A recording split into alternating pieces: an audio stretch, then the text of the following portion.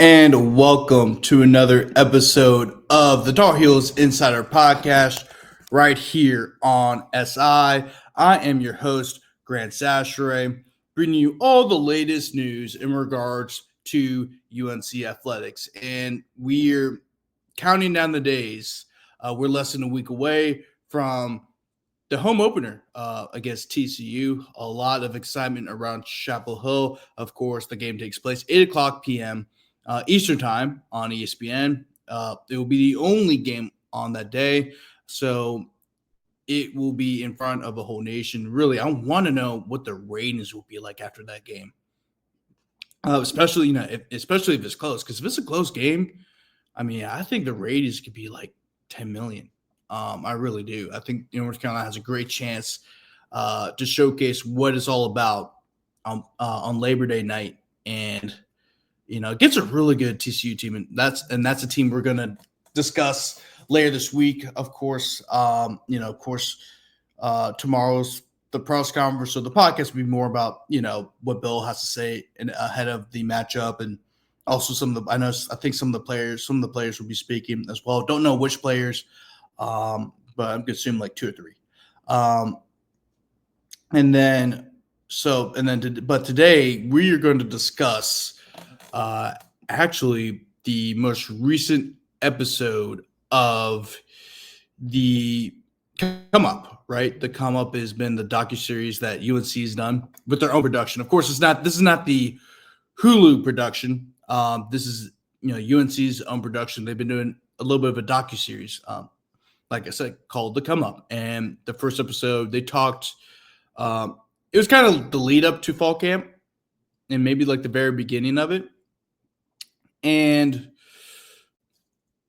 the first episode, it heavily focused on the AC kickoff. They talked a lot about the four guys who were there, right? Especially Will Hardy. We got to learn a whole lot about Will Hardy. And, of course, he has been a guy who has played a lot for North Carolina. Even though he's never really been a every game starter, he has, played a lot of snaps for North Carolina. And this would be his first time being a full-time starter. And he talked a lot about, how I think he was like the fourth or fifth generation college football player, which is pretty interesting. But it kind of highly focused on him, focused a lot on Thad Dixon. Man, Thad Dixon is a character, y'all. And he was shown a lot in the second episode as well. And then, of course, they talked a little bit about Gio. And really, we learned more about Gio in episode 2 than we do episode 1. And there's that. So let's dive into episode 2. So make sure you go watch it. It's actually 38 minutes long. That's the second. So the first one was 28 minutes long. That first one was pretty good. Oh, the first one also talked about the nutrition and all the food that they've been eating. They've been eating a lot healthier diet. It's still a fulfilling diet, right? Of course, they're still eating their meats and stuff like that, but they're eating more like NFL players than they are college football players. And that's something that the players even talked about, whenever they went up to media day. And even throughout the episode, how really – the food they had now is so much better than it was last year. And some players are getting leaner, some players are getting thicker, right? Because you got to gain weight depending on your situation. You also got to lose weight depending on your situation. For example, let's say if you're a linebacker, right? And you want to be at your full physical best. And a lot of times you might have to gain weight. Or say you're a running back. Maybe you want to cut down 10 pounds to get faster. That's kind of what that regimen kind of looked like. But going into this episode, it was really, really good. I really enjoyed it. And, it focused a lot on, leadership and stuff like that. It was really, really, really, really good episode. Once again, I said I really, really enjoyed it. And kind of the main topic really has been, was about team culture and leadership, kind of similar to the first episode. And, it focused a lot on Mekhi Bayer, right? And Mekhi talked about, being coached up by Belichick, transferring from Nebraska, although he was at Missouri during the spring, he really technically is a Nebraska transfer, and how he wanted to come to North Carolina, learn under the best, and play for arguably the best coach in football history, regardless of the level. And this position coach, of course, is Jamie Collins, who was a pretty solid NFL player himself. He actually made a Pro Bowl, and also is a former player for Bill Belichick. And so they talked a little bit about him. He talked a little bit. You also got to hear from Kamari House, and kind of the same ordeal.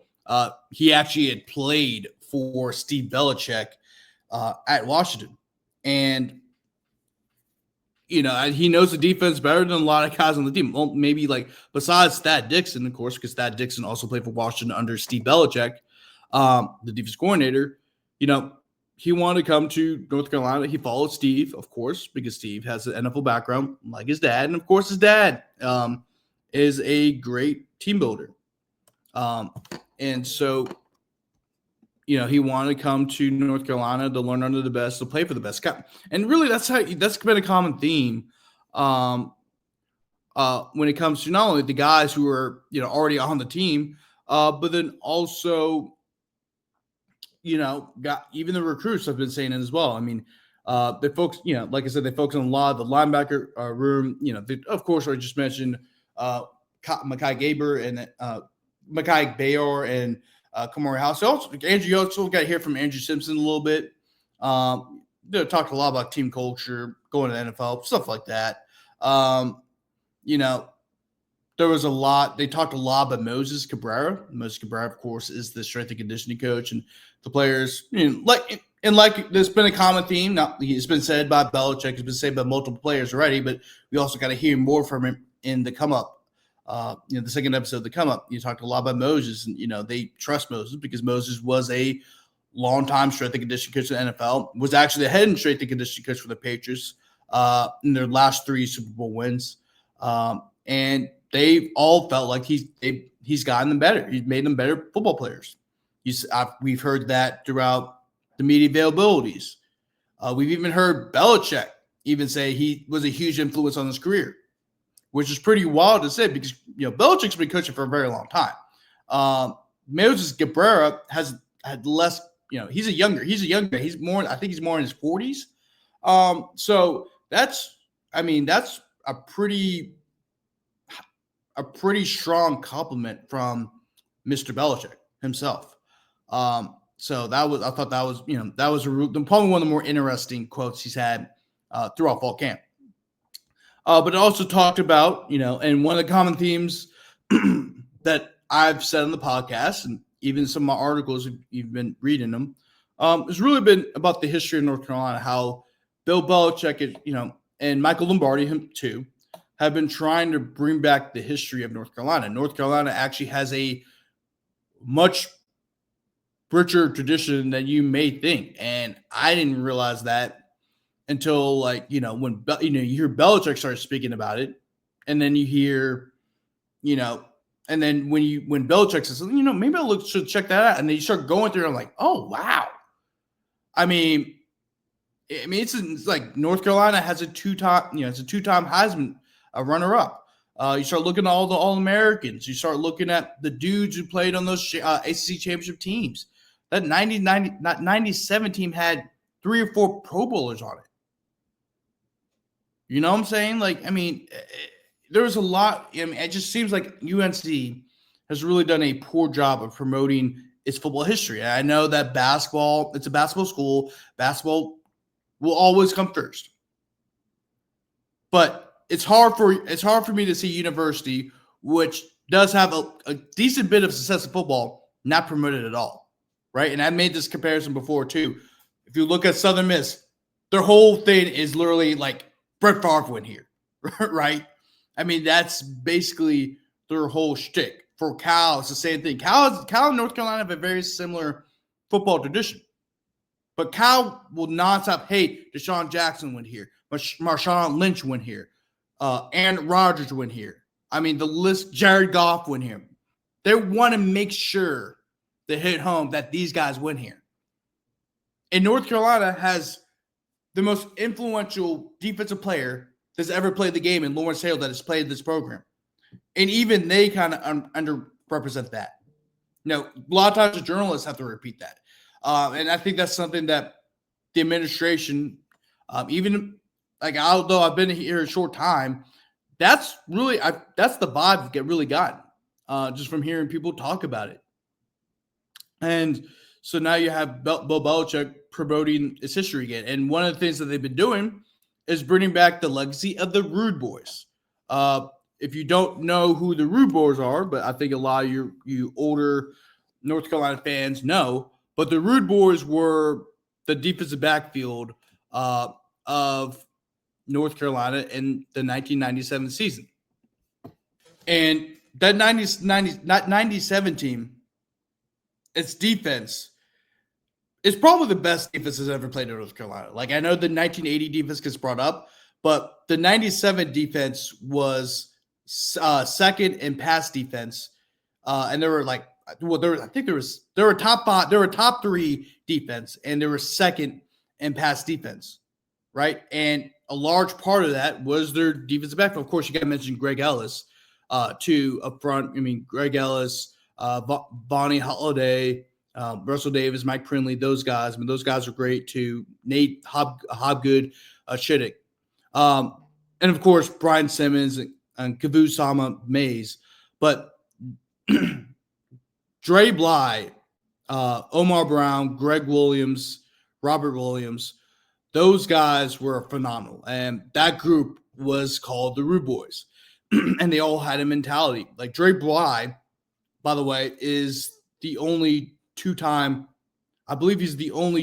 consensus defensive back in, I think, in the ACC history, if I remember that correctly. Like, I mean, he was also one of five defensive back, one of five players to ever be nominated as a first-team All-American by the AP. And that's with the likes of like Tony Dorsett and Marshall Falk. And there was another player, big-time player too. Oh, Herschel Walker. So that's a pretty good list to be a part of. And Dre Bly was a part of that list. It's just that was a phenomenal group. And one of the things that the coaching staff has done was, of course, Armando Hawkins reached out to some of the Rude Boys, and some of the Rude Boys have been mentors. They've been talking with these guys each and every day. And there's a lot of expectations on this defensive backfield because of the amount of talent and experience these guys have. And what they one of the guy, Marcus Allen, what he talked about in the come up, of course, the culture of the Rude Boys emphasized accountability, hard work, and maintaining a high standard on and off the field.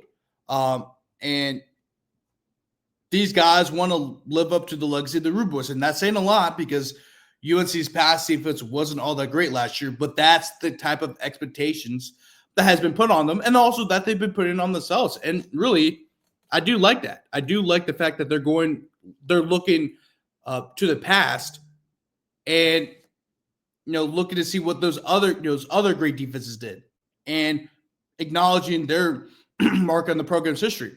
The 97 defense is one of the greatest defenses, not only just in North Carolina history, they might be the greatest defense in North Carolina history, but really maybe the greatest defense in the history of the ACC. And I really like the fact that the players are buying into the history of the program, and I think that's something that Bill Belichick and Michael Lombardi have really been hitting home these players. Also, key interesting thing about the episode, they talk the quarterback battle was mentioned a good bit. They talked about Max Johnson's journey from transferring from Texas A&M, transferring from LSU to Texas A&M to, of course, UNC. And actually, really interesting part was when they showed Max Johnson's last pass at LSU. That was a game-winning touchdown in the final 30 seconds of the game against Texas A&M, last game of the year. And I was actually at that game as a student, so I thought it was flash down memory lane. Of course, I went to LSU. discussed this multiple times, but that was actually that was a really cold night, by the way. That was like 40 degrees and everything. It was a really, really, really, really cold night in Baton Rouge. But talked about his journey to A&M. He left LSU when Coach O got fired. He left A&M when, of course, Jimbo got fired from A&M, and then he came to UNC. First game of the year, he had a gruesome injury. Talked a lot about his rehab. Got to hear from Jake Johnson, his brother, of course, is a tight end for UNC. Could be the starting tight end for UNC too. And you got to hear from both of them as well about his rehab and his recovery. And then also got to hear a lot from Gio Lopez too. Gio Lopez was also a highly regarded quarterback when he was in high school, but he tore his labrum and all of his offers got pulled. And South Alabama was really the only one that took him. Of course, he made the most out of it, became the starting quarterback at South Alabama, had a great season as a redshirt freshman. Also, by the way, they also kind of touched on his first start, which was in the bowl game, and he won the MVP of, I forgot which bowl game it was, but it was one of the smaller bowl games. But so I thought that was really, really unique. And also, I didn't realize that he led South Alabama to his first bowl victory, which is a really, really interesting part of his resume that I didn't really think about before. But yeah, they also discuss, the community service, your why, who's your why, yeah, I think that was a really touching end of the show. But then also to discuss the team chaplain who was dealing with he's dealing with a life-threatening illness. And they touched on that a lot. And, I think what it was, it's a really, really rare disease. Mitch Mason, the team chaplain. So I don't think he's really been with the team because he's been dealing with this illness. They weren't really specific about it in the documentary, but I think from what it kind of sounded like, it was a rare illness, and he might be out for a little while, or who knows? But that's a really scary situation. So prayers out to Mitch Mason and his family, because it doesn't, from the way it sounded in the documentary, it didn't really sound all too good. So all prayers to his family. But anyway, that's going to wrap it up for today's show. If you're already on the article, there's a link to the come up. Just all you got to do is click on one of the hyperlinks and it'll bring you right to it. So I should have mentioned that there's spoilers. There's definitely spoilers. So make sure to go check that out. It's really interesting. You'll really enjoy it because, it's probably the best access you're going to get as a UNC fan because, of course, practice has been closed off to the media for the most part. And so we really haven't been able to get the best information about this team. I think the come up is a great way to get as much information about this team as possible. So with that being said, my name is Grant Chachere. I am the host of the Tar Heels Insider Podcast, also the lead beat writer for North Carolina Tar Heels on SI. Make sure to go follow us on Twitter at Tar Heels on SI. Make sure to go follow me on Twitter. Last name, first name, Chachere. If you can't spell it, pull out the Tony Chachere's out of the cabinet, look at it, bang. That's how you spell it. And, of course, make sure to go like our Facebook page as well. Thank you guys so much for watching. You guys have a great rest of your day.